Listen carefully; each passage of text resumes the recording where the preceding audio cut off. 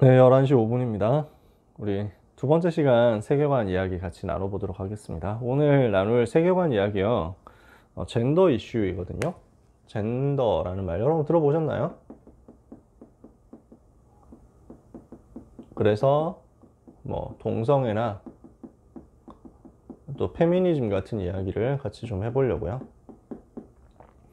이 부분은 너무 좀 실질적인 이야기예요. 그래서 다뤄야 될 내용들이 참 많습니다.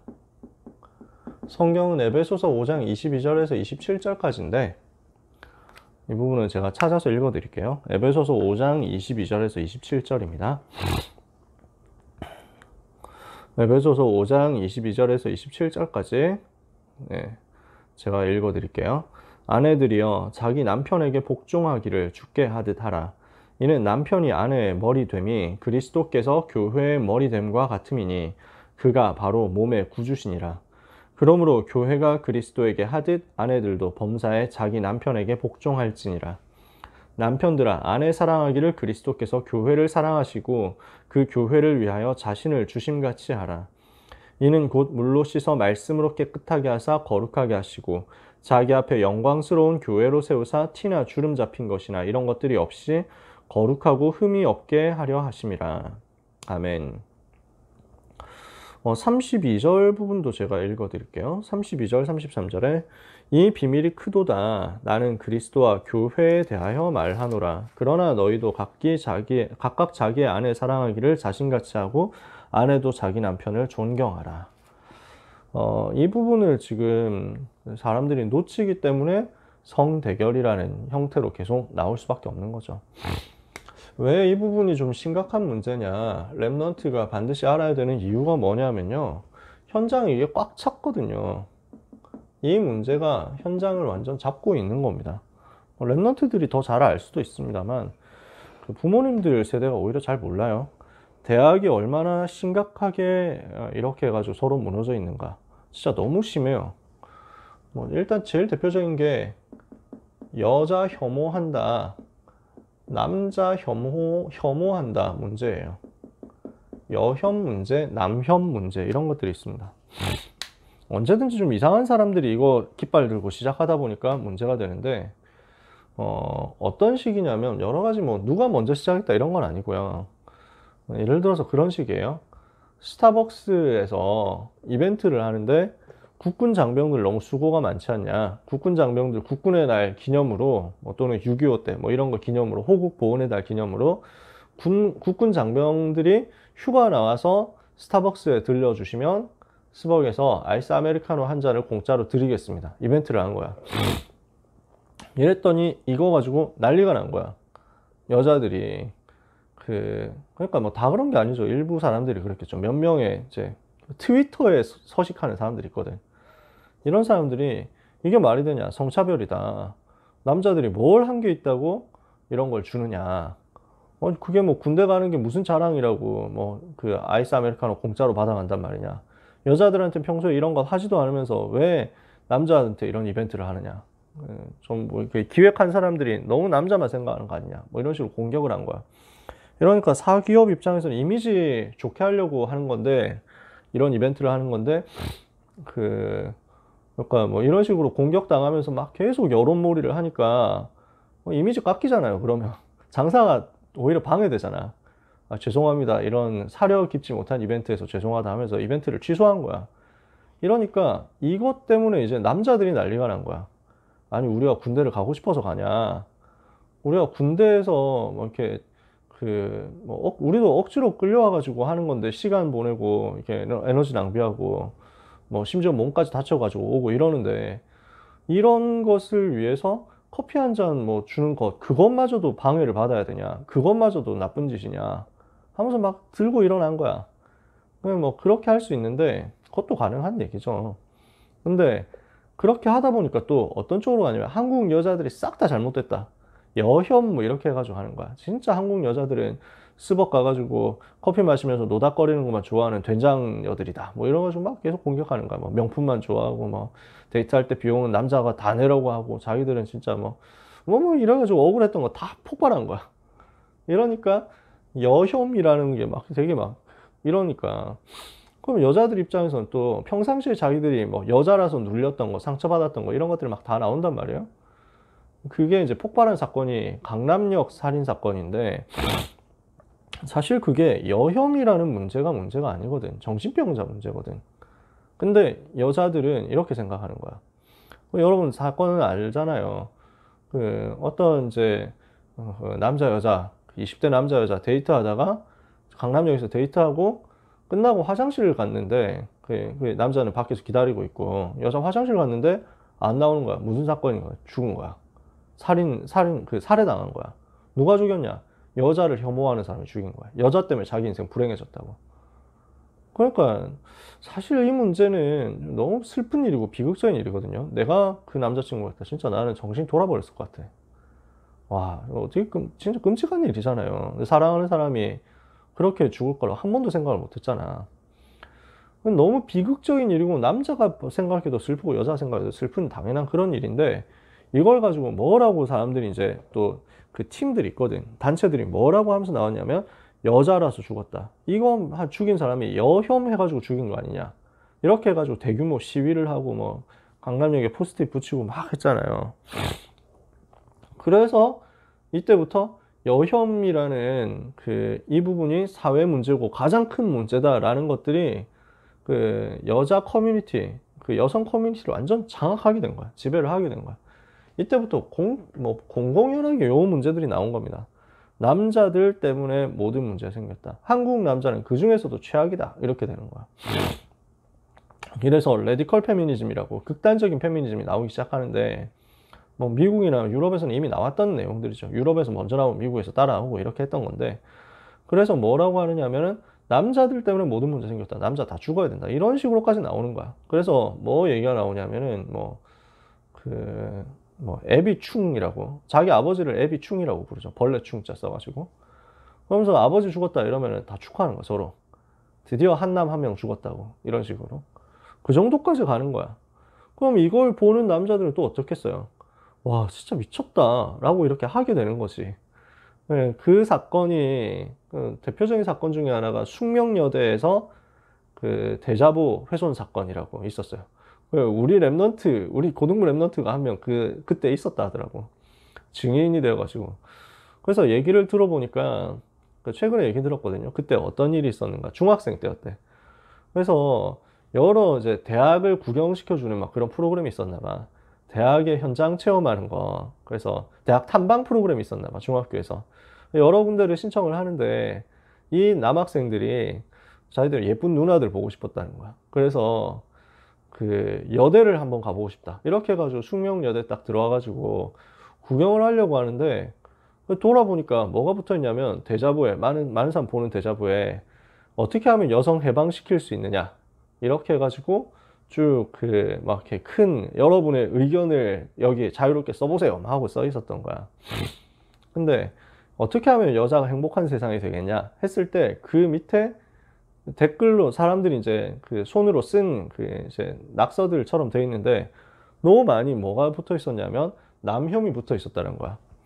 실제 이거는 나무위키 같은 데 가보면 다 사진 나와 있어요. 정리가 되어 있죠. 뭐라고 되어 있냐면은 뭐 대표적으로 그렇습니다. 한국 남자를 죽인다 이렇게 되어 있습니다. 한국 남자를 없앤다. 그래야 여자가 행복해진다. 이런 식으로 되어 있는 거야. 그래서 뭐 한남충 제기해 뭐 이런 말들 쫙 깔려 있는 거야. 이 남자애들 이거 보고 충격받아가지고 거기에 이제 누구든지 쓰라고 했거든. 거기에 이제 댓글을 쓴 거야. 자기들도. 그래가지고 응 너희 안 만나 뭐 이러면서 막 이러고 있어. 중학생들이니까. 근데 이거 가지고 숙대에서 난리를 친 거야. 우리 대자보를 중학생들이 와서 훼손하면서 여혐짓을 했다. 이렇게 해가지고 했는데 그래서 막 사과하라고. 그래서 막 중학교에서 사과했거든요. 미안하다고. 근데 그 정도 사과로는 안 된다면서 막 다 석고대죄하라고 이러는 거지. 한국 사람들 종특 중에 하나가 사과해도 사과로 안 받아주는 진정성 없다고? 그럼 뭐가 진정성이냐? 나 잘 모르겠어. 항상 일본한테 싸우는 게 일본은 사과를 안 한다. 근데 자료 찾아보면 사과한 게 스크롤의 압박으로 이만큼 있거든요. 공식 사과만. 그래서 다 했어. 근데 진정성 없는 사과라면서 그럼 뭐가 진정성이냐? 돈 내놔라. 뭐 이런 말인지. 그래서 그래서 막 그 나름대로 이게 막 그 일본 사람들이 위안부 할머니 한 분당 1억 원씩 준다고 했잖아. 근데 그것도 못 받겠다는, 안 받겠다는 거야. 그래 놓고 나중에 그 후원금 받는 거 이런 것들을 뒤로 돌려가지고 그 횡령하고 자기한테만 다 쓰고 할머니들은 그 막 이렇게 어렵게 살다가 죽고 뭐 이거 이제 나중에 알려졌죠. 이 사람이 국회의원 하고 있잖아. 지금 그 위안부 할머니들 등쳐먹은 그 사람이. 아무튼 뭐 너무 길게 얘기할 순 없고. 그래서 막 사과를 진정성 있게 해라 이러는데 뭐가 도대체 진정성 있는 사과냐. 그 중학생들 남자애들 데리고 가서 무릎 꿇릴 거냐. 그것도 아니고. 그 무릎 꿇을 만한 짓이냐. 그것도 아니고. 이렇게 해가지고 이제 막 했는데 문제는 뭐냐면 이렇게 되면서 완전히 그런 그 여혐, 남혐 이 대결 구도가 그냥 대학을 완전히 사로잡게 돼버린 거야. 대학이 완전 사로잡혔어. 그래서 특히 여자 대학 같은 경우는 페미니스트들, 극단적인 급진 페미니스트들 세상이 돼버린 거야. 어떤 정도까지 됐냐? 연애하지 마라. 연애하는 거 티내지 마라. 여대에서는. 이렇게 룰이 돼버렸어. 그러면서 남자하고 같이 다닌다. 이것만 가지고도 이미 공격을 받고, 그 다음에 무조건 탈코르셋 운동을 해야만 되고, 이거 안 하면은 성적 감수성 없는 것으로 해가지고 막 공격당하고. 그러니까 여자애들 중에, 여자 랩런트, 뭐 여학생들 중에 자기를 예쁘게 꾸미고 싶고 이런 것들이 있잖아요. 그럼 뭐라 하냐면은 너도 똑같은 한남이라면서 이렇게 되는 거지. 뭐 더 얘기를 하면은 좀 악한 표현들을 써야 되니까 그렇게까지 못 하겠어요. 서로가 뭐 어마어마하게 공격하는 거야. 그거 가지고 또 남자들은 또 여자들 헐뜯고 이런 것도 날리고. 사실은 이게 제대로 된 게 아니잖아요. 근데 이게 대학을 완전히 사로잡고 있는 증오, 그냥 대결, 대립, 이 현장이거든요. 여기에 랩너트가 휩쓸리면 안 되는데 문제는 휩쓸리는 거야. 이게 내가 너무 속상한 거야. 현장에서 실제 만나봤는데 랩넌트들 중에서 페미니즘 사상이 들어가면서 무너지기 시작하는 거예요. 유목사의 메시지가 안 들려. 메시지를 거부하는 거야. 성경을 거부하는 거야. 왜? 방금 읽은 성경에 뭐라고 되어 있습니까? 여자들은 남편에게 복종해라. 그렇게 써 있잖아요. 그러니까 이런 구절이 너무 심하게 거슬리는 거야. 왜 여자는 항상 복종해야 되냐? 왜 여자는 항상 남편에게 순종해야 되고 복종해야 되고 남편한테 다스림을 받아야 되냐? 이렇게 억울한 데가 있냐? 이게 성경이냐? 이렇게 되는 거지. 그래서 메시지가 안 들리고 예배도 안 되고 이렇게 되는 거예요. 너무 심각해. 그래서 그러니까 복음이 안 들리고 믿음을 잃어버리고 이렇게 또 교회를 떠나고 이런 일이 생기니까 이 문제를 복음으로 해결하지 않으면 안 되거든요. 문제 얘기만 해도 지금 시간이 다 갑니다. 동성애 문제인데 정확하게 말하면 동성 결혼을 두고 이걸 합법화해야 되느냐 이 문제입니다. 근데 이거를 인정하지 않으면 되게 원시인인 것처럼 이미 대학에서는 그 규정이 다 끝났습니다. 서양 대학에서는 다 그래요. 그런 식으로 만들어져 있어요. 그러면서 어떤 식이냐면은 입양 있잖아요. 동성 부부가 아이를 낳을 수 없으니까 입양을 한단 말이죠. 그럼 입양했을 때 어떻게 되느냐? 곤란해요. 이게 진짜 곤란해요.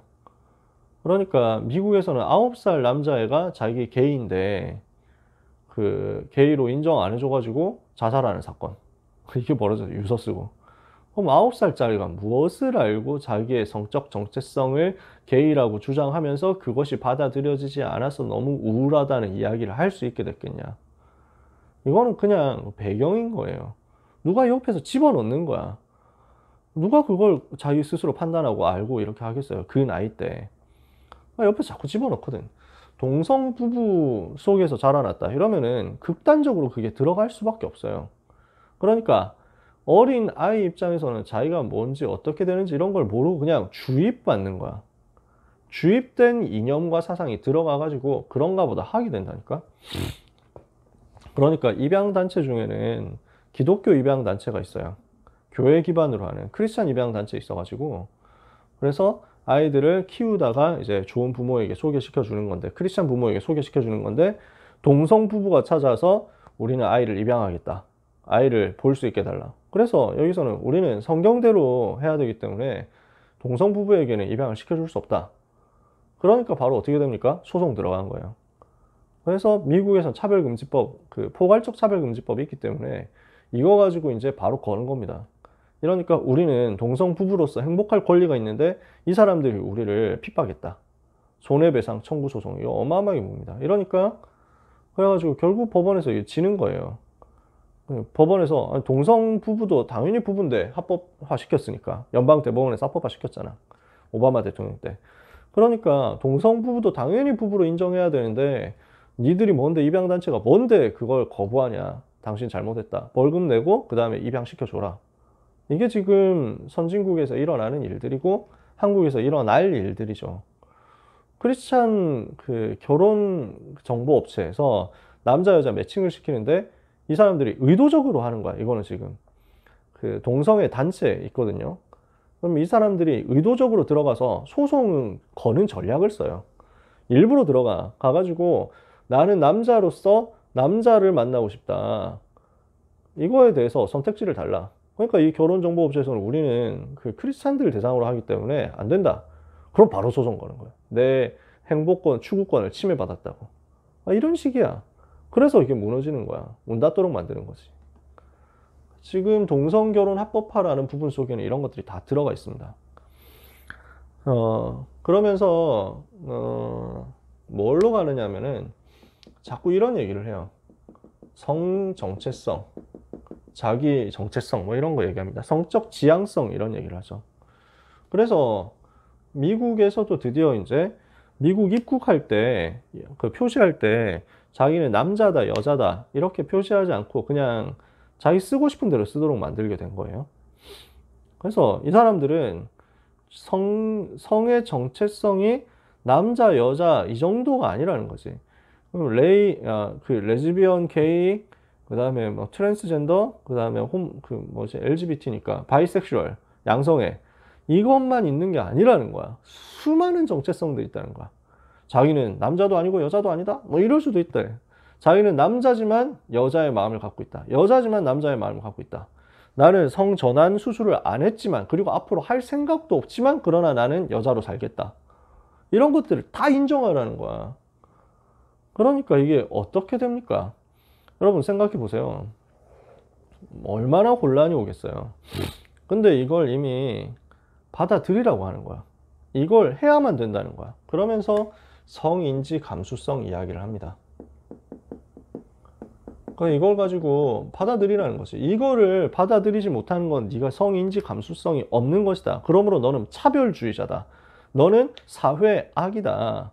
너는 사회에서 혐오와 차별을 주장하는 사람이기 때문에 아주 나쁜 사람이다. 너는 교정되어야 된다. 이렇게 얘기를 하는 거예요. 그게 지금 흐름이에요. 그러니까 성인지 감수성이 없는 사람은 죄인이 되는 거야. 그러니까 아니 뭐 동성애 할 사람 하고 이런 게 안 되는 거야. 이제는 선택을 해라는 거지. 당신은 동성애를 지지하는 쪽에 설 것이냐 아니면 동성애를 반대함으로써 차별주의, 혐오주의자가 될 것이냐. 그러면 차별주의자, 혐오주의자는 어떻게 됩니까? 법적인 처벌을 계속 받아야 되는 거예요. 제한을 받고 그 생각을 교정할 것을 요구받게 되는 거예요. 그게 정부가 앞으로 하게 될 일들이에요. 전 세계에서 마찬가지죠. 그러니까 성인지 예산이 우리나라에서만 해도 31조 원이나 돼요. 국방 예산은 50조 원인데 성인지 예산이 31조 원이래요. 물론 그 속에 어거지로 들어간 것도 많습니다. 뭐 이게 무슨 성인지 예산이냐 하는 뭐 그런 주장하는 여성단체 쪽에서는 그런 얘기들 많이 해요. 근데 문제가 뭐냐면 성인지 예산 이만큼 올려라 했기 때문에 무슨 사업해야 된다는데 올릴까 이렇게 해가지고 막 올리는 거야. 그렇게 해가지고 바운더리 그 큰 덩어리가 31조 원이 나왔어. 그러면 앞으로 이런 일들을 더 해야 된다는 얘기잖아요. 더 하게 될 거란 얘기잖아요. 국가에서는 그걸 아주 민다는 얘기잖아요. 그러면 이 속에 사단의 전략이 어떻게 들어있냐 이거를 봐야 됩니다. 우리는 뭐 누가 정치인이 잘못됐다, 어느 정당이 잘했다, 잘못했다 뭐 이런 얘기를 하는 게 아니에요. 여러분한테 늘 부탁드리는 거, 특히 랩런트한테 부탁드리는 거, 여러분 랩런트들은 정치인 팬 되는 게 안 좋습니다. 우리는 누군가 뭐 팬질 해가지고 막 극단적인 덕질 뭐든지 대깨 땡땡 뭐 이러잖아요. 대가리 깨져도 땡땡땡 뭐 이렇게 해가지고. 그래서 뭐 저는 막 그런 거 많이 보거든요. 원피스 만화 좋아하니까 대가리 깨져도 상디뿐 뭐 이런 사람 있어. 상퀴. 그다음에 조로퀴. 뭐 이거 가지고 서로 싸우는지 모르겠어. 상대하고 조로하고 서로 지금 동역자인데 누가 더 세다 이러면서 막 계속 싸워. 상퀴, 조퀴, 조상대전이라고. 어느 정도냐면은 원피스 버닝 블러드 갤러리에서는 조상이라는 말이 금지어예요. 왜냐, 조로, 상디 서로 너무 싸운다고. 이해가 안 되고, 왜 싸우는지 알 수가 없어. 서로 막 계속 조롱하고 놀려. 그래가지고, 그러니까, 뭐, 조상 뭐, 얘기를 하려고 해도, 앤시스터 얘기를 하려고 해도 그게 안 되는 거야. 그러니까, 얼마나 웃긴지. 아무튼 근데, 그래서 막, 대가리 깨져도 나는 누구, 막, 부모를 죽여도 나는 누구, 지지. 이 정도 가면 답 없습니다. 객관적으로 볼 수가 없어요. 우리는 그리스도 말고는 그런 거 없습니다. 정확하게 봐야지. 사실을 보고 누군가 좋아하고 누군가 싫어하고 할 수도 있죠. 사람이니까. 근데 거의 이제 종교처럼 해버리면 큰일 나요. 그렇게 되기 때문에 문제가 오는 거예요. 좌든 우든 어느 한 정치인을 신격화시키고 종교화시키고 이걸 완전 의존해가지고 이 사람만 난 따라간다. 이 사람이 하는 건 무조건 맞다. 그게 김정은 만들어 놓은 시스템 아닙니까? 북한 시스템이에요. 우리는 그런 거 따라갈 수 없어. 그래서 우리는 냉정하게 사단이 지금 무엇을 하려고 하는지를 이 시대 속에서 봐야 된다는 겁니다. 사단의 목표가 뭡니까? 무슨 목표 얘들이 갖고 있습니까? 얘가 갖고 있습니까? 어떻게 하든지 복음을 막겠다는 거예요. 복음을 핍박하는데 옛날에는 그 예수 믿으면 죽인다 이렇게 해가지고 핍박했거든. 지금은 그게 안 통한다는 거야. 마귀가 2000년 동안 그렇게 해보니까 잘 안 돼. 죽일수록 더 역사가 일어나는 거야. 물론 지금도 이슬람 같은 테러리스트 통해가지고 예수 믿으면 죽이는 그런 일들을 하고 있습니다. 공산주의 국가에서 하고 있어요. 북한에서 그렇게 하고 있죠. 그런 수를 쓰지만 사실은 이걸 더 많이 써요. 복음을 변질시키고 교회를 변질시키는 거야. 교회가 복음을 희미하게 만들도록 하는 거야. 교회가 복음 말고 다른 걸 말하도록 만드는 거야. 복음을 변질시키고 교회를 변질시키는 게 지금 사단의 목표입니다. 그럼 어떻게 되겠어요? 복음을 잃어버리니까 무능해지잖아요. 전도가 불가능해지도록 만드는 겁니다. 현장에서 교회가 아무 힘이 없어요. 교인들이 아무 힘이 없어. 불신자를 살릴 수가 없어. 전도가 안 되도록 만드는 거죠. 그러면서 후대가 멸망하도록 만드는 것입니다. 후대를 멸망에 빠뜨리도록 재앙을 자꾸 갖다 주는 거예요. 이게 사단의 목표야. 이 전략이 뭐냐면 하나님을 대적하는 운동을 하는 거예요. 창세기 3장, 6장, 11장 운동을 통해서 하나님을 대적하도록 문화로, 이념으로, 사상으로, 경제로, 사회 시스템으로 만들어 놓고 결국 이 일을 벌이자는 거지. 이게 구체적으로 어떻게 흘러왔는지 여러분들이 조금 눈을 뜨고 볼 필요가 있습니다. 이거는 정말 좀 자세하게 얘기를 해야 되는데 제가 그럴 만한 여유도 없고 시간도 없고 하는 관계로 여러분한테 지난번에도 소개를 했던 것 같은데요. 일단 뭐 대표적인 책들 그 뭐 두 권 지금 있는 겁니다.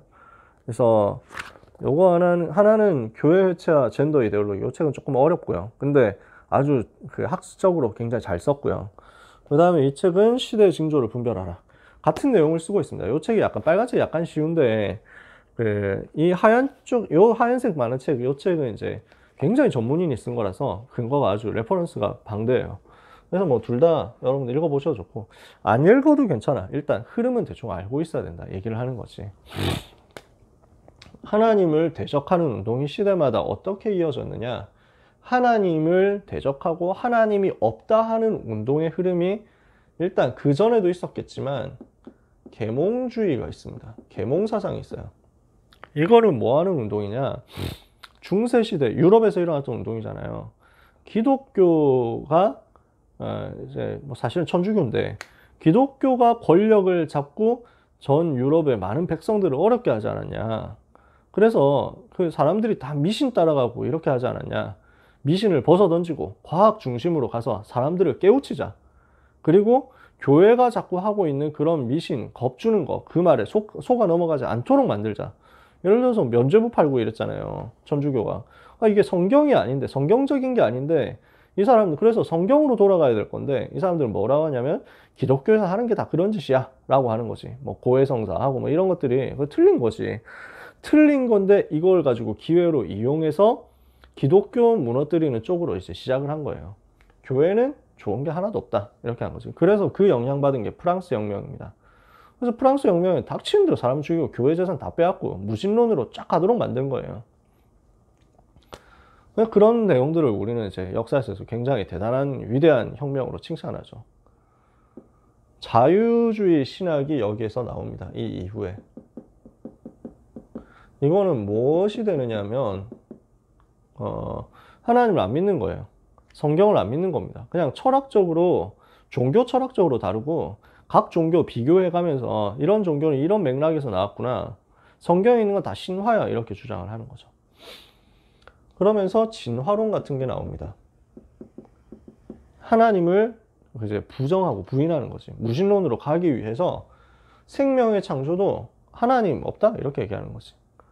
그러면서 마르크시즘이 나옵니다. 막시즘이라고 하면 좀 더 쓰기 쉬운데, 마르크시즘, 이게 유물론이거든요. 그 배경에 유물론이 있어요. 물질밖에 없다는 거죠. 오직 물질, 물. 그래가지고 오직 물질밖에 없다. 영혼 이런 거 없어. 하나님 이런 거 없어. 이렇게 주장하는 거예요. 이래서 요게 지금 전부 같은 시대에 나와가지고 흐름을 형성을 한 겁니다. 하나님을 대적하는 흐름으로. 이렇게 해서 19세기에 시작되고, 계몽주의 17세기, 18세기 주로 계몽주의, 1700년대죠. 그 다음에 1800년대 들어와가지고 얘들이 이렇게 일제 형성이 됩니다. 그리고 이것들이 구체화되어 가지고 공산혁명이 일어나고 이렇게 하죠. 1차 대전, 2차 대전, 전쟁이 일어나고 이러죠. 그 이후에 벌어진 게 뭡니까? 68혁명이라는 게 있습니다. 1968년 이때쯤 일어난 건데, 요 시대에 이걸 가지고 완전히 지금까지 있었던 모든 기준을 깨버리자, 이렇게 얘기하는 겁니다. 그래서 이걸 가지고 포스트 모더니즘이라는 이야기를 하기도 합니다. 좀 온건한 이야기인데, 어떻게 보면은 모더니즘의 다음 것이 포스트 모더니즘이죠. 그럼 모더니즘은 뭐냐? 어떤 기준이 있고 그 기준에 맞게 행동한다 라는 거예요. 그러면 포스트 모더니즘은 뭐냐? 그 모든 기준을 깨트리는 겁니다. 모든 기준 무너뜨리고 모든 표준 무너뜨린다. 왜? 기준이 어딨냐? 자기 하고 싶은 대로 하는 거지 라는 거예요. 그래서 68혁명에서 일어난 구호가 뭐냐면, 모든 금지하는 것을 금지해라. 그래서 아무것도 금지하지 마라. 하고 싶은 대로 뭐든지 다 하도록 만들어라.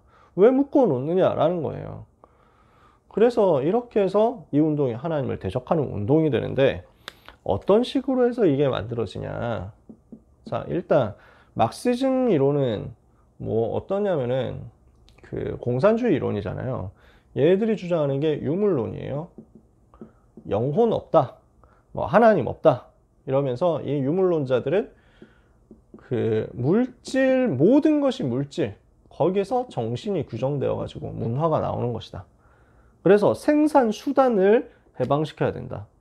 그러니까 이게 무슨 말이냐면, 경제 시스템이 자본가에게 종속이 되어 있기 때문에 모든 문제가 온다. 모든 문제 해결하려면 자본가를 타도하고, 그리고 프롤레타리아 노동자 계층의 생산 수단을, 방식을 완전 장악해야 된다. 문화, 정신 이런 것들은 자본가들이 노동자들을 착취하기 위해서 만들어 놓은 것이고, 종교도 마찬가지다. 그래서 종교에서 정신 승리시키는 거 아니냐.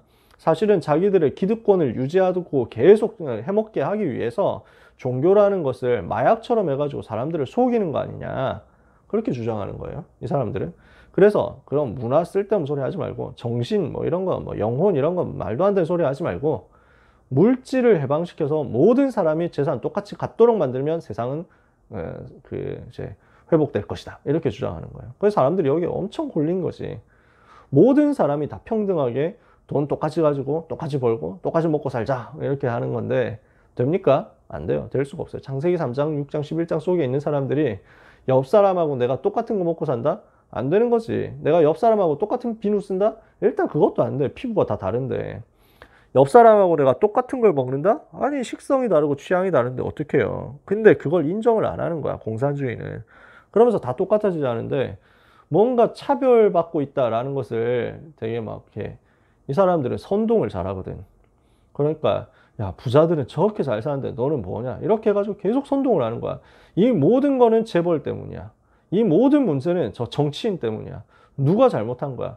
죄를 없애고 타도하면 우리는 행복한 세상 만들 수 있어 라고 얘기하는 거죠. 그게 막시즘이에요. 공산주의 사상이에요. 이런 의도에서 나온 겁니다. 근데 이렇게 해가지고 공산주의 나라가 세워졌는데 그 나라가 소련이잖아요. 소비에트 사회주의 공화국 연방이에요. 근데 그 소련 나라가 그때만 해도 1950년대, 40년대, 50년대 이때만 해도 세계적으로 정보가 잘 안 통했어요. 실제 어른들은 아시겠지만 공산주의 국가 무너지기 전까지는 우리도 몰랐어. 공산주의 나라 안에 내부가 어떻게 되는지 몰랐어. 정보가 너무 없으니까 서로 완전 감춰져 있는 거야. 소통이 안 돼.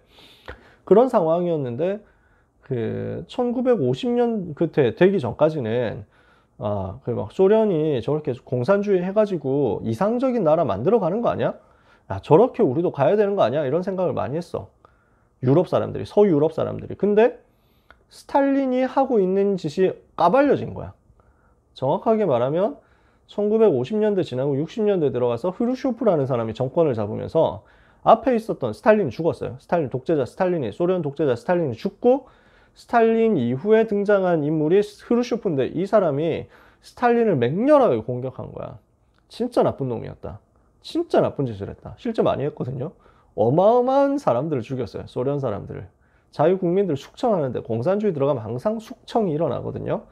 뭐냐? 그 사람을 영적인 존재로 안 보니까 물질일 뿐이야, 도구일 뿐이야. 이러니까 공산주의 혁명에 방해되는 불순분자, 자본가, 그 다음에 종교인들, 지주들 이런 사람들은 없애야 된다는 거야. 죽여버립니다. 그래서 수많은 사람들을 죽이는데 뭐 캄보디아에서도 그렇고 뭐 크메르루즈 폴포트라는 사람이 막 수백만 명 죽였죠.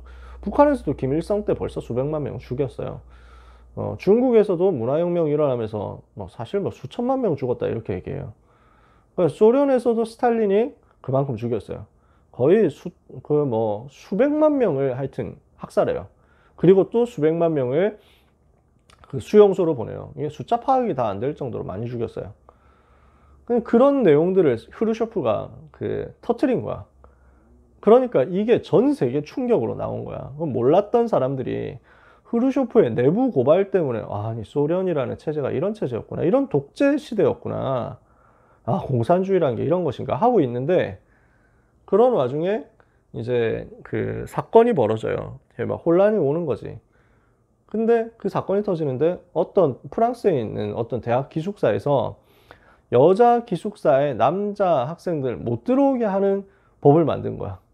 그래서 여자 기숙사인데 남자들이 들어오면 안 되지 이렇게 해가지고 만들었는데, 이걸 가지고 항의를 하기 시작한 거야. 사람들이 아니 왔다 갔다 할 수도 있는 건데 왜 그러냐 하면서 이거 가지고 시위가 학내에서 일어났는데, 이게 점차 어떤 시위가 되느냐 하면은 이게 1968년 이때쯤이거든요. 이렇게 해가지고 아니 남자 여자 만나는 게 뭐가 잘못이냐, 남자 여자 만나가지고 자기 좋으면은 성관계 할 수 있고 하는 거지. 그럼 만나고 뭐 사귀고 이 사람도 만나고 저 사람도 만나고 아니면 뭐 동시에 여러 사람도 만나고 할 수 있는 거지. 왜 우리의 성적인 욕망을 억누르느냐. 이렇게 해가지고 막 일어나는 거예요. 그 배경에 철학적인 많은 것들이 있었어요. 요 마르크시즘으로 안 된다는 것을 이 사람들이 느꼈던 거거든요. 그래서 네오 마르크시즘이라는 거 나옵니다. 그러니까 유물론 말고 정신을 가지고 이게 만들 수 있다라는 거야. 그러니까 뭐라고 얘기하냐면, 유물론 때는 문화라는 건 다 껍데기다, 껍질이다, 물질, 돈만 바꾸면 된다라고 했는데 바꿔도 안 되거든. 그러니까 이때 뭐가 나오냐면 모택동이라는 사람이 나오죠. 마오쩌둥 중국의 독재자 아닙니까? 이 사람이 중국에서 문화혁명을 일으킨 거야. 프롤레타리아 문화대혁명이라고 하는 겁니다. 근데 이게 사실은 모택동이 자기 정권 뺏길 것 같으니까 자기 반대하는 사람들을 전부 공산주의 반대하는 정신이 썩어 빠진 사람들이니까 인민들의 정신을 대개조해야 된다. 지식인들 다 없애버려라. 철학자, 교육하는 사람들 다 없애버려라. 조금이라도 자본주의 사상 가지고 있으면 없애라. 그리고 중국사에 있었던 모든 역사, 위인들, 이런 거, 문화, 이런 것들 다 이제 자본주의 문화고, 노예제도 문화고, 봉건주의 사상이니까 다 없애버려라. 이래가지고 막 전 중국에서 유물 파괴하고, 역사 유적 파괴하고, 공자 이런 거 다 없애고 막 난리가 난 거예요. 경전 다 불태우고. 그래서 공산주의라는 새로운 사상이 완전 뿌리 내리도록 지금까지 있었던 모든 사상, 모든 역사, 모든 지식 다 없애라. 이렇게 명령 내려가지고. 그래서 그 중에 막 수많은 지식인들 죽고 막 이랬어요. 막 뭐 별짓이 다 일어나요. 자식들이 부모를 막 고발하는 정도가 아니야. 막 폭행하는 거야. 죽도록 패는 거야. 왜냐? 아버지 애비충이다 이것이. 아버지도 그 자본주의 사상에 물들어 있는 봉건 봉건 노예제 사상을 딱 갖고 있는 사람이다. 없애야 된다 이거야. 이렇게 해가지고 어마어마한 혼란이 일어났는데, 근데 얘기했잖아요. 그때 아주 폐쇄적인 시대였어. 정보가 안 들어가, 안 나타나. 그러니까 한국에서도 야, 저 문화적인 혁명을 한다고 하는 거구나 하고 다 오해를 한 거야. 그러니까 한국에 있는 많은 지식인들이 모택동 참 훌륭한 일을 하네 이렇게 했어요. 실제로 유럽의 지식인들도 마찬가지였어요. 야, 그렇지. 지금 소련이 실패한 이유는 문화를 얘기를 안 해서 그런 거 아니냐. 문화혁명 해야 된다 이렇게 주장을 한 거예요. 그러면서 이 사람들은 사람의 정신을 바꿔야 모든 걸 바꿀 수 있다 이렇게 주장하는 거지. 물질을 바꾸면 정신은 따라서 바뀐다고 했던 건데 안 되니까 정신을 먼저 바꿔서 물질에 영향을 끼쳐야 되겠다라는 거예요. 물질을 바꿔서 정신을 바꿔서 정신을 개조해서 정신세계를 혁명을 일으켜서 물질 세계도 실제로 바꿔버리자라고 하는 것이 68혁명 주장입니다. 이거를 안토니오 그람시라는 공산주의자가 이야기를 했는데 처음엔 안 받아들여졌어요. 근데 이 사람이 주장했던 게 뭐냐면은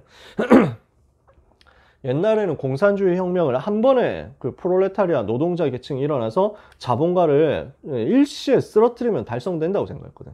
근데 이 사람은 그렇게 주장하지 않은 거야. 그림시라는 사람은 진지전이라는 것을 해야 된다. 그러니까 진지를 파놓고 참호를 파놓고 전쟁을 오랫동안 해야 된다는 거야. 무슨 전쟁이냐? 정신세계를 바꿔야 돼. 사람들의 생각을 바꿔야 돼. 문화를 바꿔야 돼. 그러면 자연스럽게 물질세계는 변화시킬 수 있어. 사람들이 생각이 바뀌고 나면 어느 날 이거 자본주의 민주주의 안 좋은 거네. 우리는 공산주의로 가야 되겠네. 하게 될 거라는 거야. 그래서 이 부분을 강조하기 시작합니다. 거기에서 제일 열쇠가 되는 것이 나오는데 그게 젠더 이론이에요. 뭐라고 얘기하느냐면 비렐름 라히히라는 사람이 있습니다. 이 사람은 여러분들 이런 것까지는 안 적어도 돼요. 이런 거 외우지는 않아도 돼요. 성적인 충동과 욕망을 달성하는 것이 인생의 목표다 이렇게 주장해요. 그러면서 뭐라고 주장하냐면 인생에서 욕망을 달성하는 게 너무 중요한데, 이게 프로이트의 이론이죠. 이거 가지고 받아들이면서 자본가들이 노동력을 착취하지 않냐, 그것처럼 기독교가 성적인 인간의 욕망을 억누르고 착취하는 조직이다 라고 공격하는 거예요. 기독교를 공격합니다. 그러니까 인간의 근본 목적은, 인간이 존재하는 근본 목적은 성적인 욕망이다 라고 주장한 게 프로이트예요. 모든 것을 성적인 욕망으로 해석을 하죠. 그러면서 그 성적인 욕망을 억누르는 것이 잘못된 일인데 그게 기독교가 하는 일이다 라고 이 사람이 공격을 하는 거예요. 그 다음에 마르크스 옆에 있었던 엥겔스라는 사람도 같은 이야기를 합니다. 지금 혁명을 하려고 하면 가족 제도부터 무너뜨려야 된다. 가족 이렇게 해가지고 아버지, 어머니, 자식 이렇게 해가지고 뭐 부모에게 순종하고 뭐 이렇게 하는 이 시스템 속에서 가부장제라는 게 형성이 되고, 그러면은 이 가부장제라는 것 때문에 복종하는 시스템이 사회적으로 만들어진다. 안정되고, 그럼 이 가정이 교회로 또 연결돼 가지고 교회가 또 이제 뭐 자본가들, 높은 사람들이 밑에 있는 사람들을 공격하고 착취하고 압박하는 그런 기제로 작용을 하니까, 교회를 없애기 위해서, 지배하는 구조를 없애기 위해서 교회도 없애고, 그 다음에 교회를 없애기 위해서 가족을 먼저 없애야 된다. 가족이란 시스템을 막 이렇게 고정된 것으로 만들어 가지고 막 결혼하면 평생 살아야 되고 뭐 이렇게 하도록 하면 안 된다. 없애야 된다 라고 주장을 합니다. 이걸 받아들여 가지고 알티세르라는 사람은, 이름도 발음하기 힘들죠, 뭐라고 얘기하냐면 교회가 만들어 놓은 이데올로기를 무너뜨려야 되고, 그래서 성별에 대한 개념, 남자다 여자다 이 개념도 없애고, 성적인 윤리에 대한 개념, 뭐 혼전 순결이라든지 이런 것들 다 없애고, 한 사람에게만 내가 성적으로 이렇게 한 사람과만, 내 아내하고만 성관계를 할 수 있다, 남편하고만, 뭐 이런 것들 다 없애고, 그 다음에 가족 개념도 다 무너뜨려야 된다. 이게 전부 국가 교회가 만들어 놓은 이데올로기일 뿐이다 라고 주장합니다. 이걸 받아들여 가지고 또 뭐 많은 사람들이 있어요. 그중에 지금 여러분들이 이해할 수 있는 사람 주장만 지금 모은 거예요. 주디스 버틀러라는 사람은 뭐라고 주장하냐면 미국 사람인데 버클리 대학 교수죠. 남녀라는 이분법의 개념을 없애야 된다라고 주장합니다. 남자와 여자만 있는 게 아니다. 그 남자와 여자라는 개념이 있기 때문에 이런 압박 구조가 형성이 된 거다. 그럼 이걸 무너뜨리기 위해서 뭘 해야 되냐?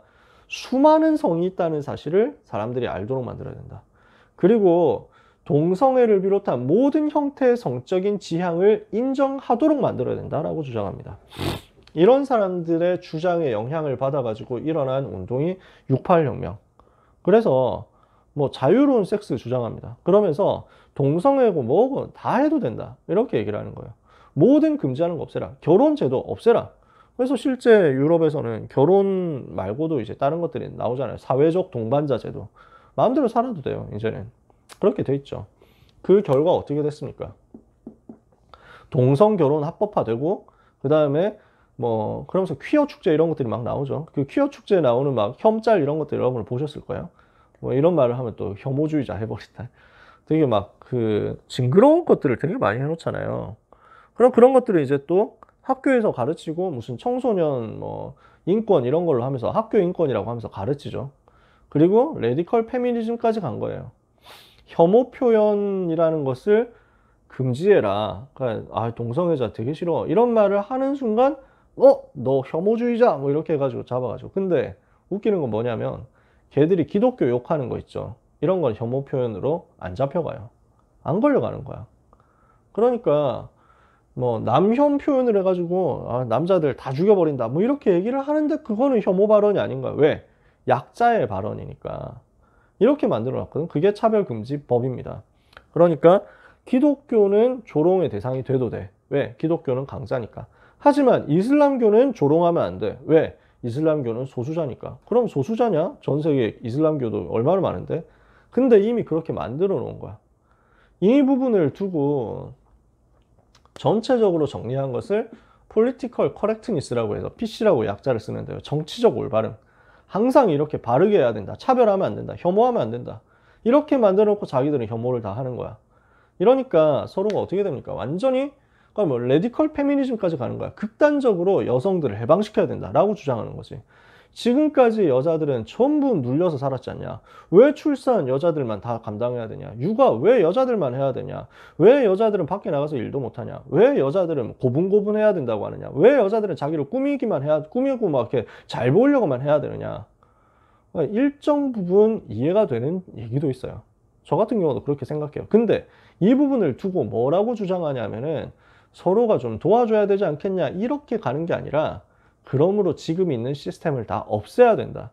그리고 이 남자들을 의존하고 하는 것들을 없애기 위해서 남자 중심 사회를 다 무너뜨려야 된다라고 주장하는 거예요. 그러면서 남혐을 자꾸 부추기는 거야. 여혐이 남혐을 낳고 남혐이 여혐을 낳고 계속 이게 반복되는 거야.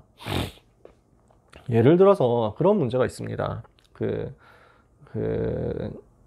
이제 군 복무자 가산점 제도라는 게 있어요. 군대에 갔다 온 사람은 공무원 시험이나 뭐 교사 임용고시나 이런 것에서 가산점을 줬어요. 그걸 이화여대생이 헌법 소원해가지고 폐지시켰어요. 왜냐? 이건 차별이다라는 거지. 저도 처음에 그 말 들었을 때, 처음에 그 판결 나왔을 때 웃겠어요. 아니, 군대 간 거를 좀 인정해주고, 군대에서 2년 동안 고생을 했으면 그걸 좀 도와줘야지. 왜 그걸 가지고 이 사람들이 이렇게 했을까라고 생각했는데, 나중에 판결을 좀 전체적으로 분석을 해보고 읽어보니까 아주 맞는 말이었어. 그러니까 그게 그 군 가산점 제도라는 게 옳지 않은 제도인 거야. 나는 그때 뭐라고 생각했냐면 군대를 비겁하게 안 간 남자들보다 군대 갔다 온 정정당당한 군대 갔다 온 사람들, 병역 기피자보다 군대 갔다 온 사람들을 더 인정해줘야지 라는 생각으로 그렇게 생각을 했는데 그게 아니었던 거야. 군대를 뭐 기피하는 사람들을 도와주자라는 운동이 아니라 이거는 군대를 가고 싶어도 갈 수 없는 사람들, 장애인들 있잖아요. 그 다음에 병역에 의무가 없는 여성들, 이런 사람들 있잖아요. 그런 사람들에게 차별이 되는 걸 할 필요가 없잖아. 그러니까 아니 내가 군대 안 가고 싶어서 안 가는 것도 아니고 몸이 그렇게 갈 수가 없어가지고 안 간 건데 왜 그것 때문에 내가 점수를 적게 받아야 되느냐, 내가 받은 점수보다 저 사람이 더 많이 받냐, 이런 문제 당연히 발생할 수 있는 거지. 그 다음에 또 하나 뭐가 있냐면, 그 군대 갔다 온 사람들을 인정해주고 좀 혜택을 줘야 되는데, 공무원 시험 치는 사람만 이제 혜택을 받는 거잖아요. 가산점을 하면. 저 같은 경우도 공무원 시험 안 보잖아요. 그러면은, 야, 공복무자 가산점 줬으니까 군대 갔다 온 사람들 혜택 다 줬다? 인정? 뭐, 인정. 뭐, 이렇게 해가지고 자기들끼리 하면, 네? 저는 안 받았는데요? 저는 시험 안 치는데, 꼬우면 니도 시험 치든가. 이렇게 되는 거야. 그럼 그것도 불합리한 거지. 그렇게 할 필요가 없는 거야. 그래서 이런 것들이다. 그걸 가산점이라는 형태로 주지 말고, 여러 가지 다른 형태로. 예를 들어서 뭐 그런 얘기 합니다만, 군대에서 원격으로 수업 듣고 학점 받을 수 있도록 하는 거. 뭐 그런 것도 가능하겠죠. 나름대로 뭐 준비할 수 있는 시간을 만들어준다. 뭐 좋은 거죠. 근데 그런 것 말고 그렇게 합리적으로 싸우는 게 아니라 자꾸만 서로가 대립하도록 만드는 거야. 여기에 누가 붙어 있냐. 그 배경에 3단체가 붙어 있습니다. 뭐 형태가 있는 단체가 아니에요, 얘들이. 글로벌 기업, 뭐 구글이나 페이스북이나 이런 기업들 있죠. 3차 산업혁명 기반으로 대성공을 거둔 이런 기업들, 아마존이라든지 또 스타벅스 같은 전통적인 거 가지고 하는 기업들도 많죠. 뭐 코카콜라라든지 이런 단체들이요, 전부 여기에 붙은 거예요. 3단체 영향을 받고 있으니까. 언론도 문화도 정치도 여기에 많이 지금 잡혀 있는데 이 사람들이 이걸 미는 거예요. 이렇게 하니까 그 결과 어떻게 됩니까? 현장이 다 무너져 버렸어요. 선진국은 어느 정도까지 성적으로 붕괴되었냐면은, 이 3단체 팀들이 동성애 인정 안 하면은 모든 지원을 다 끊도록 만드는 거야. 예를 들어서 아프리카 같은 나라, 뭐 이런 아프리카의 우간다 같은 나라, 완전 기독교인들 정권을 잡았거든. 예를 들어서 우리는 동성결혼 인정할 수 없다.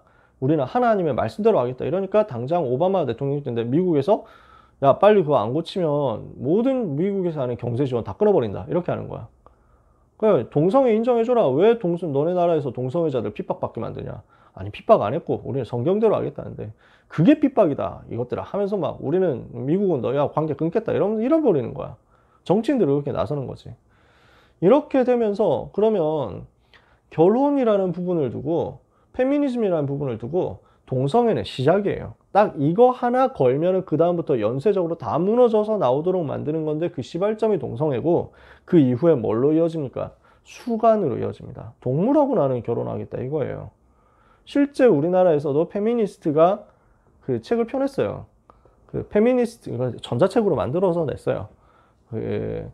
페미니스트로서 동물하고 관계하는 법. 내 반려동물하고 행복하게 살 수 있는 법. 이런 책을 만들어냈다니까. 그러니까 이게 다 연결되게 돼 있어요. 왜? 기준이라는 걸 없애버렸으니까. 근친 결혼 된다는 거지. 아, 나는 엄마하고 결혼하겠다. 나는 내 딸하고 결혼하겠다. 어떻게 말립니까? 못 막는 거예요. 그 다음에 소와 성애가 나옵니다. 나는 내가 사랑하는데 그 사랑하는 애가 8살일 뿐이야. 이렇게 합니다. 얘도 나를 사랑해. 이렇게 합니다. 그렇게 만들어버렸어요. 그것도 인정해라. 라는 거예요. 그 다음에 다중관계. 내가 왜 혼자하고만 살아야 되냐? 나는 여러 사람하고 사랑하면서 살 거야. 왜 결혼이라는 제도는 1대1로만 묶어놓냐? 우리는 2대1로, 우리는 3대3으로 살 거야. 뭐 이런 말 많습니다. 진짜 다 무너져 버렸어요. 그 목표는 어디에 있습니까? 이 사람들이요, 기독교라는 전통을 파괴하기 위해서 공동전선을 형성한 겁니다. 기독교를 없애겠다는 이거 하나를 위해서 공동체 되어가지고 움직이는 거예요. 되게 웃기는 게 뭐냐면, 무슬림들이 원래 동성애 이거 엄청 핍박하거든요. 무슬림들은 그냥 동성애자, 동성애 하는 사람들은 그냥 높은 건물에서 떨어뜨려서 죽여버립니다. 그런 일들을 많이 해요. IS 이런 사람들이. 근데 서양 사회에서, 그러니까 서유럽이나 미국 같은 선진 사회에서는 어떻게 만들어져 있냐면은, 그런 무슬림들도 차별받는 대상이다 라고 해요. 그러면서 혐오하면 안 되는 우리 주위의 선량한 이웃이니까 이슬람을 보호해야 된다 하고, 이슬람 사람들도 자기를 그렇게 이미지 메이킹을 합니다. 그러니까 공산주의 사람들과 그게 막시즘이죠. 지금도 우리나라에도 사회주의자들 많잖아요. 마르크스로 돌아가자 이런 얘기하는 사람들 많거든요. 이런 막시즘 주장하는 사람들과 그 다음에 이슬람 주장하는 사람들과 그 다음에 동성애 주장하는 사람들, 페미니즘 원래 서로 같이 가기가 힘든 사람들인데 다 같이 연합전선을 형성했어요. 그래서 차별금지법의 보호 대상이 되도록 만들었어요. 포괄적 차별금지법. 무슨 말도 하지 못하도록 이렇게 만든 거지. 그러면서 그 전체가 하나 되어 가지고 무엇을 하느냐면 기독교를 파괴하기 위한 연대를 이렇게 구성을 하는 거예요. 이렇게 되어 있습니다. 그 결과로 나온 게 젠더라는 내용입니다. 젠더는 뭡니까? 하나님이 주신 성이 아니라 사회적인 성, 자기가 결정하는 성이라는 거예요. 나는 남자로 살 거야. 나는 여자로 살 거야. 내가 여자로 태어났지만 내가 왜 거기에 지배돼야 돼? 나는 남자로 바꿀 거야. 나는 남자도 여자도 안 할 거야. 내 마음대로 내가 살 건데 왜 나를 막 이렇게 하려고 하느냐? 뭐 이렇게 나서는 거지. 젠더. 이걸 가지고 유엔을 사실 장악했어요. 그러니까 유엔 같은 단체에서도 굉장히 강하게 각 나라들의 이제 권고를 해요. 그래서 뭐 유엔의 지원 이런 것도 다 끊어버려요. 이런 부분 인정하지 않으면. 세계가 지금 이렇게 세팅이 되어 있고 그 세계 속에 여러분을 살아가는 겁니다. 그러면 시간이 조금 많이 갔습니다. 이 부분을 빨리 성경적으로 해석을 해야겠습니다. 성경이 말씀하는 복음이 말씀하는 남자와 여자는 뭐냐? 성경은 뭐라고 말씀하며 특히 복음으로 봤을 때 남자 여자는 어떠냐? 남자도 여자도 존귀한 하나님의 형상이에요. 이게 성경이 말하는 남자와 여자입니다. 그 창세기 1장 27절이잖아요. 하나님이 자기 형상대로 사람을 창조하실 때 남자와 여자를 창조하셨다. 그리고 이것을 통해서 무엇을 이루게 하십니까? 창세기 1장 28절을 이루게 하십니다. 생육, 번성, 충만, 정복, 다스림, 세계복음화를 남자와 여자를 통해서 이루게 하신 거예요. 그러니까 이 속에 하나님의 굉장한 계획이 들어있거든요. 자, 하나님이 남자를 먼저 만드시고 남자의 몸을 통해서 그 갈비뼈 빼내가지고 여자를 만드셨잖아요. 그게 어떤 의미가 있느냐. 전능하신 하나님이 단성 생식 가능하도록 만들 수 있잖아요. 남자 하나만 만들어도 돼. 여자 하나만 만들어도 돼. 그러면 이제 남자다 여자 개념이 없어지겠지. 그냥 단일한 인간 하나 만들어 놓고 그 인간이 자가 복제함으로써 번식하게 할 수도 있잖아. 하나님이 그렇게 안 했다니까. 이유가 뭐냐.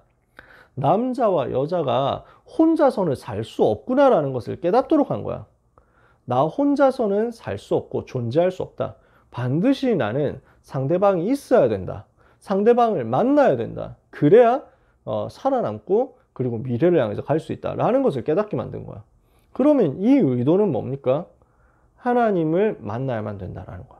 인간은 혼자서 살 수 없고 반드시 하나님과 함께 해야 된다. 내가 상대방이 있어야 살 수 있는 것처럼 나는 혼자서 살 수 없는데 근본적으로 나는 하나님과 함께 해야만 산다는 것을 알려주기 위해서 그것을 보여주려고 하나님은 남자 여자를 따로 만들었어. 그러면서 굳이 남자를 먼저 만들고 여자를 나중에 만들게 한 이유는 뭐냐면 남자와 여자를 차별하라는 의도가 아니야. 예를 들어서 여자를 먼저 만들고 그 다음에 남자 만들어도 돼요. 그건 순서가 중요한 게 아니야. 뭘 하게 하냐면 하나님이 나를 만드셨구나. 나는 지금 남자에게서 만들어진 존재구나. 그 말은 우리 인간이 스스로 만들어진 게 아니라 창조주가 있구나라는 것을 알게 하려고 만든 거야. 그러니까 이거는 남자도 여자를 볼 때 똑같고 여자가 남자를 볼 때도 똑같아요. 야, 이 누가 먼저 만들었는데 그것도 모르고 남자한테 계기냐? 뭐 이러면은 이제 틀린 거야. 틀리게 이해한 거야. 남자도 여자도 전부 하나님의 형상이고 하나님은 하나님을 바라보고 복음을 묵상하라고 남자와 여자를 따로 만드사 서로가 서로를 이해하면서 그 속에서 복음을 깨닫도록 만든 거지. 그래서 남자와 여자는 서로를 바라보는 존재가 되면은 문제 옵니다. 남자와 여자는 서로가 하나님을 바라보는 존재가 될 때 삽니다. 이게 성경이 말하는 남자와 여자예요. 그래서 하나님이 이렇게 만드신 거예요. 그럼 왜 실패했습니까? 이런 모델이 이런 모델이 하나님이 주신 모델인데 왜 지금 사람들이 이게 안 되고 자꾸 이런 문제에 빠집니까? 실패의 원인이죠. 그게 창세기 3장이거든요. 창세기 3장에서 제일 먼저 가정이 무너지잖아요. 그래서 창세기 3장 때 무너졌는데 이때 어떻게 무너집니까? 서로 대립하는 관계, 남자 여자 서로 대립하고 핑계를 대고 저주를 전가하는 관계가 된 거예요. 왜 먹었냐? 아니 그 하나님이 만들어주신 여자가 먹으라고 해가지고 제가 먹은 거 아닙니까? 핑계 대잖아, 아담이 비겁하게. 그럼 이게 뭐라는 거냐? 창세기 3장 자기 중심이 되고 사단에게 속은 결과가 그렇게 딱 흘러가 버린 거예요.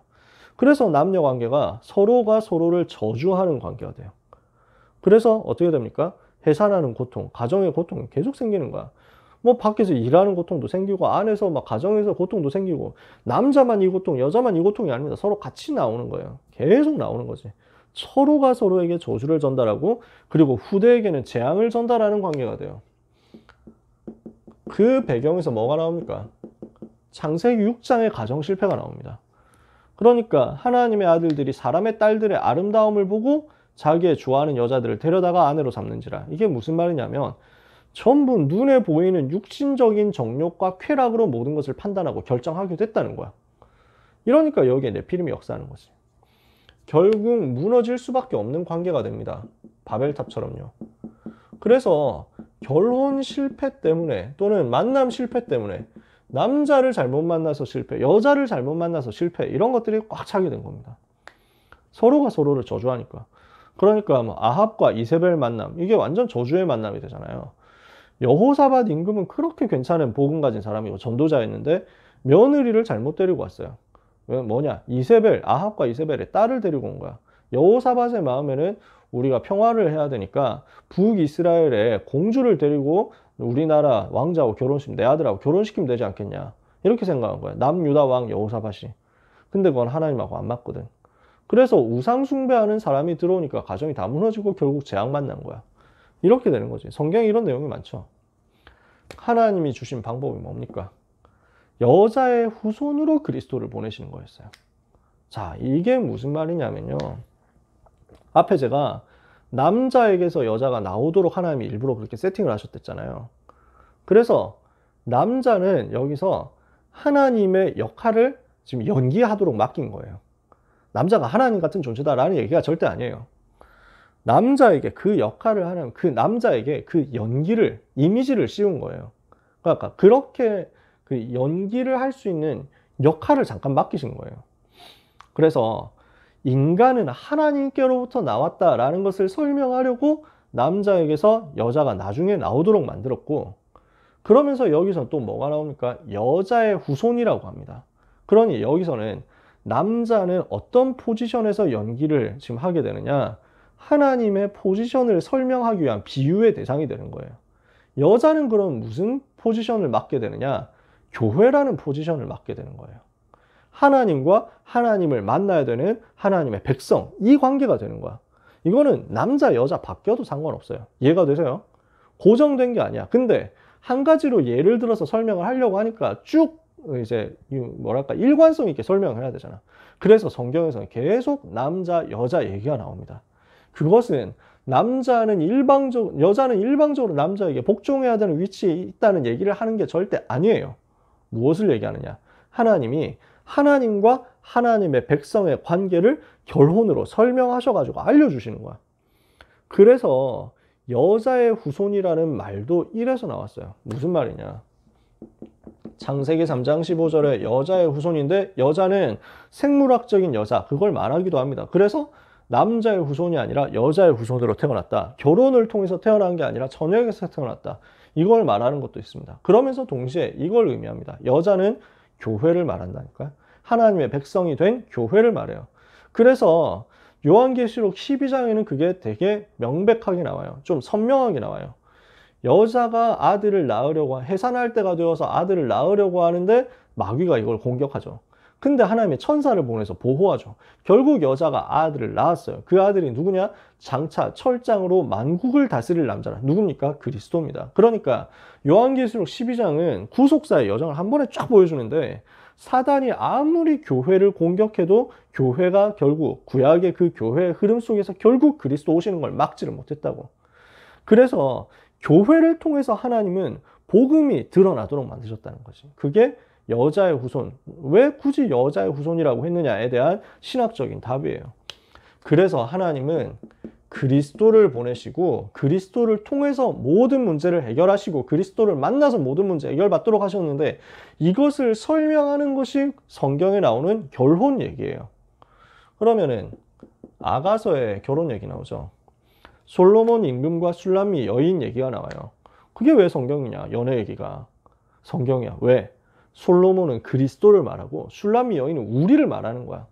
술람미 여인이 보잘것없는 시골에 있는 그냥 목동하고 있는 양치기 여자인데 아무 배경이 없고 예쁜 것도 없고 그런데 그 솔로몬이 찾아와가지고 일방적으로 사랑하고 그걸 뭐 이렇게 하는 거야. 끝까지 너를 사랑하고 책임지겠다. 이렇게 얘기를 하는 거야. 그래서 결혼을 하는 거야. 이게 뭘 말하냐? 예수님이 나를 찾아오신 거야. 우리 주님이 나를 찾아오신 거야. 그래서 주님이 나의 신랑이 되고 내가 주님의 신부가 되어가지고 주님을 내가 마음속에 모신 거야. 영접. 그게 혼인잔치예요. 호세아서 보면요. 호세아가 하나님이 시켜가지고 결혼을 음란한 여자하고 하는데 이 여자가 계속 결국 바람 피다가 도망간단 말이에요. 그러니까 하나님은 이 고멜을 데리고 오라고 한단 말이지. 그 같이 살고 있는 불륜남한테 위자료 지불하고 고멜을 데리고 와라. 충격되는 일이잖아요. 왜 그렇게 하지? 호세아가 메시지를 깨달은 거예요. 뭐냐? 아, 지금 이 고멜이라는 여자가 사실 우리구나. 이 바람난 여자가 바로 우리 모습이구나. 하나님을 바라보고 하나님을 사랑해야 되는데 하나님 대신 우상 섬기는 바람난 상태구나. 이렇게 불륜을 우리가 저지르고 있구나. 근데 하나님은 그렇게 부정하게 불륜을 저지르고 우상 숭배하면서 마귀의 종된 우리를 사랑하셔가지고 마귀의 손에서 우리를 건져내시고 우리를 끝까지 책임지겠다고 하는 거구나. 복음이구나. 깨달은 거예요. 하나님이 주신 메시지예요. 그래서 성경에 보면 요한계시록 19장에 보면 혼인잔치가 나옵니다. 어린 양의 혼인잔치. 신랑이 예수님이시고 신부는 교회예요. 이렇게 되는 거야. 그래서 복음 체험하는 데는 여성들이 약간 더 유리해요. 복음을 감성적으로 체험하는 데는. 왜냐? 우리가 다 신부거든. 근데 저도 내가 신부가 된다 별로 상상이 잘 안 가거든요. 우리가 신부인데 역할로서 따지면. 근데 여자분들은 되게 막 그림이 그려질 거 아니에요. 내가 웨딩드레스 예쁘게 입고 딱 신부 화장해가지고 남편을 맞이하는 그거 상상을 할 수 있잖아. 신랑 되신 그리스도를 내가 맞이하는 거야. 지금 이거는 남자와 여자 얘기가 아니라 복음 얘기를 하는 거지. 그러니까 어떻게 됩니까? 복음을 묵상하라는 거야. 남자는 여자를 볼 때, 여자는 남자를 볼 때 똑같이 뭐가 나와야 되냐? 나를 용서하신 그리스도. 불륜 저지른 나 같은 사람을 살려주신 예수 그리스도를 묵상하라는 거야. 그게 결혼 응답받는 방법이고 남자와 여자가 서로를 이해해야 되는 방향입니다. 이거를 모르니까 계속 대립하는 거잖아요. 맞다 틀렸다 싸우잖아요. 정말 복음으로 돌아가면요. 남자와 여자가 서로를 존중하고 서로를 높이고 서로를 존경하고 서로를 이제 주인으로 생각합니다. 서로가 서로의 주인이 되는 거야. 그러면은 어떻게 되냐면은 내가 저 사람의 주인이다 이게 아니에요. 저 사람이 나의 주인이다 이렇게 되는 거야. 그래서 아브라함을 보고 사라가 나의 주여 이랬다니까. 그 말은 주인님 뭐 이렇게 해가지고 마음대로 하십시오. 저는 노예입니다. 뭐 이런 수준 얘기가 아니라 정말 우리는 가치 있는 만남이라는 거야. 상대방을 그렇게 높이는 거야. 인격적으로 존중하고 존경하고 사랑하는 거지. 이게 성경이 말하는 남자 여자예요. 존중하고 배려하고 존경하고 사랑하고 그 속에서 뭐가 나오냐면은 그리스도와 교회의 관계처럼 서로 복종합니다.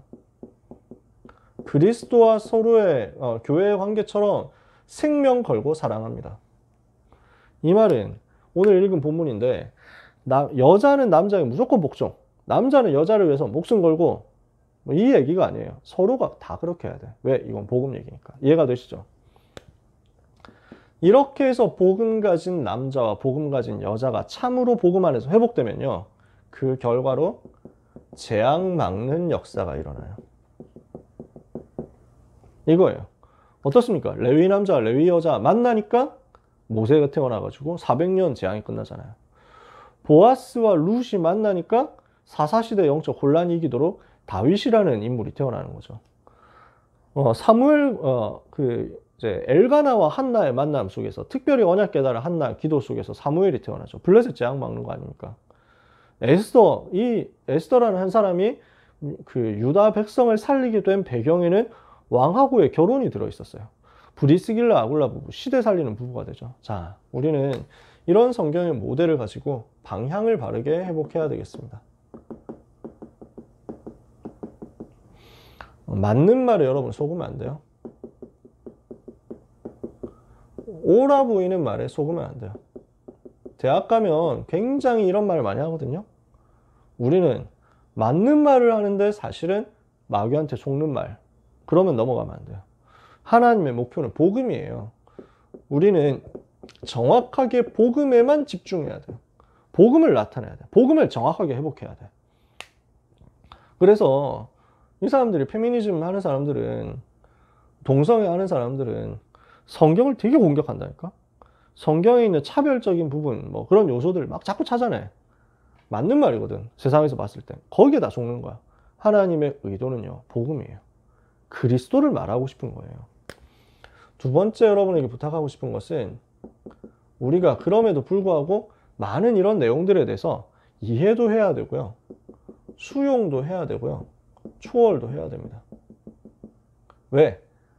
여기에 빠져가지고 있는 이런 대결하는 사람들은 배경에 사실은 영적인 문제가 너무 크게 있는 거예요. 상처가 많이 있는 거예요. 그래서 우리는 치유해야 돼요. 이해하고 수용하고 초월하면서 도와줘야 돼. 이 사람들에게 있는 상처를 치유하는 사역을 해줘야지 싸우면 안 돼. 우리는 이래가지고 물러가라, 뭐 동성애자 뭐 다 지옥으로, 뭐 이런 얘기를 하는 게 아니에요. 이분들을 이해하고 도와야 되겠지. 근데 이렇게 계속하고 있으면 뭐 극단적인 페미니즘 이쪽으로 가고 동성애로 가고 뭐 이렇게 하고 있으면 결국에는 영적인 문제 올 수밖에 없거든. 그거를 얘기해주고 도와주고 치유해줘야 돼. 그러면서 한편으로 우리 자신에 대해서는 순간순간 돌아봐야 돼요. 갱신할 것도 있습니다. 그러니까 그 교회 안에서 너무 고정적으로 막 생각하는, 남자는 이거 해야 되고 여자는 이거 해야 되고, 그럴 필요 없잖아요. 지금 시대가 다른데. 그러니까 저는 그런 생각 들거든요. 왜 권사는 여자만 해야 되지? 왜 그 장로는 남자가 많지? 그리고 중요한 일은 다 남자 장로님들이 하지? 어떻게 보면 그것도 고정관념일 수 있거든. 제가 생각해 봤어요. 장로는 뭘 하는 역할이지? 지교회를 책임지고 자기의 산업을 가지고 교회 살릴 수 있는 사람 아니냐? 그럼 그 역할을 할 수 있으면 여자분들 얼마든지 장로를 세우는 거죠. 반대로 권사 뭐 하는 겁니까? 자꾸 현장 돌아보고 어려운 사람들을 살피고 힘들어하는 사람들을 위해서 기도의 배경이 되면서 교회 전체를 힘이 나도록 만들어주는 거잖아요. 소통해주고. 그러니까 이거 할 수 있는 분이면 남자도 권사하면 된다. 쉽게 말하면 목사님이 어느 현장 좀 어려운 성도가 있으니까 신방하러 가야 되겠는데 같이 가실까요? 했을 때 네, 같이 가겠습니다. 같이 가서 저도 기도하겠습니다 하는 분이 권사님이야. 그러면 남자가 그 일을 할 수 있다. 그럼 남자가 권사님 하는 거지. 남자가 직장 생활 안 하고 가정에서 전업주부 역할 한다. 그러면서 내가 현장 가가지고 막 전도 현장 돌고 목사님하고 같이 신방도 다니고 이럴 수 있다. 그럼 권사님 하면 돼. 현장에서 많이 없으니까 그렇지만. 그러니까 여자는 그냥 테크트리 자체가 권사로 올라가고 남자는 최종 단계 장로로 진화하고 뭐 이런 게 아니라는 거지. 갱신을 우리가 해야 되는 거예요. 틀을 깨야 돼.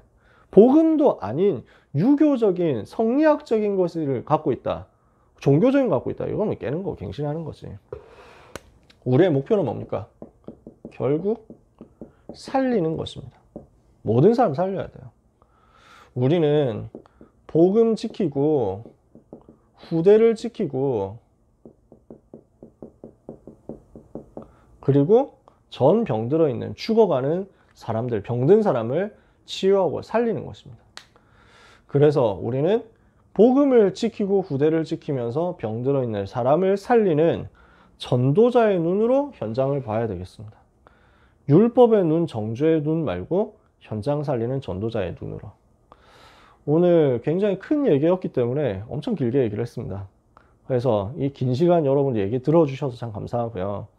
같이 기도했으면 좋겠어요. 이 현장을 두고. 많은 상처 입은 어려움 당한 사람들을 두고 살리는 전도운동을 여러분 통해서 대학과 앞으로 미래 현장에서 3단체 잡고 있는 엘리트 현장에서 하게 되기를 정말로 주님의 이름으로 부탁하고 또 축복합니다. 혹시 질문이 있으신가요? 네, 여러분 함께 해주시고 5일 동안 같이 해주셔서 참 감사하고 앞으로도 질문 있으시면 언제든지 해주세요. 개인톡 언제든지 환영합니다. 네, 기도하고 마치도록 하겠습니다. 하나님 감사합니다. 5일 동안 집중훈련 잘 인도해 주셔서 감사합니다. 모든 것을 하나님이 하셨음을 감사드립니다. 편집 설계 디자인이 실제로 랩런트들에게 되어지게 하옵소서. 현장과 세상을 두고 복음의 관점, 전도의 관점으로 살리는 자, 후대, 지키는 자로서, 전도자로서 응답을 받아 가게 하여 주옵소서. 사탄의 나라를 무너뜨리고 세상의 나라 흐름을 바꾸며 하나님의 나라 현장에 임하도록 헌신하는 세계관 전쟁의 증인들이 되게 하여 주옵소서. 한 주간을 인도해 주신 하나님께 감사드립니다. 모든 랩런트들이 자기 현장에서 미션 찾고 실천함으로써 실제 응답을 이루는 축복이 있게 하옵소서. 예수 그리스도의 이름으로 기도합니다. 아멘.